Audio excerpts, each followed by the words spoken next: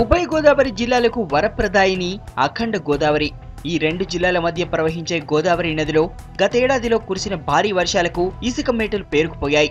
ధవళేశ్వరంలోని sir Arthur cotton బ్యారేజీకి ఎగువన 9 కిలోమీటర్లు, బ్యారేజీకి దిగువన 51 కిలోమీటర్ల మేర ఇసుక మేటలు పేరుకుపోయాయి.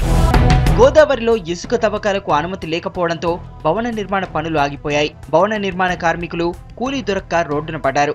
గతంలో ఎన్నడూ లేని విధంగా ఈసారి కాటన్ బ్యారేజ్ ఎగువన కూడా ఇసుక మేటలు వేయడంతో పాండ్ లెవెల్ తగ్గిపోయింది.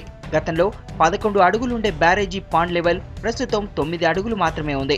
దీంతో వ్యవసాయ రంగానికి సరైన నీరందకపోవడంతో రైతులు తీవ్రంగా నష్టపోతున్నారు. ఇసుక మేటలు వేయడంతో బ్యారేజీ పైన తగిన నీరు స్టోరేజ్ కాకపోవడంతో రైతులు నానా ఇబ్బందులు పడటం జరుగుతుంది. దీనికి సంబంధించిన అధికారులు స్పందించి ప్రభుత్వం కూడా తక్షణమే స్పందించి ఈ జిల్లా కలెక్టర్లు కూడా దీన్ని తక్షణ చర్యగా తీసుకుని బ్యారేజీ పైన ఇసుక మేటలు తీస్తే వాటర్ ఫుల్ స్టోరేజ్ అవడం జరుగుతుంది. ఇసుక మేటలు తొలగించాలంటూ రైతులు కోరడంతో ధవళేశ్వరం ఇరిగేషన్ అధికారులు ఇసుక తవ్వకాలకు అనుమతులు ఇచ్చారు. అయితే ఎన్ని క్యూబిక్ మీటర్ల మేర తవ్వకాలు జరపాలన్న దానిపై క్లారిటీ రాగానే వచ్చే నెలలో ఇసుక మేటల తొలగింపు పనులు చేపట్టనున్నారు.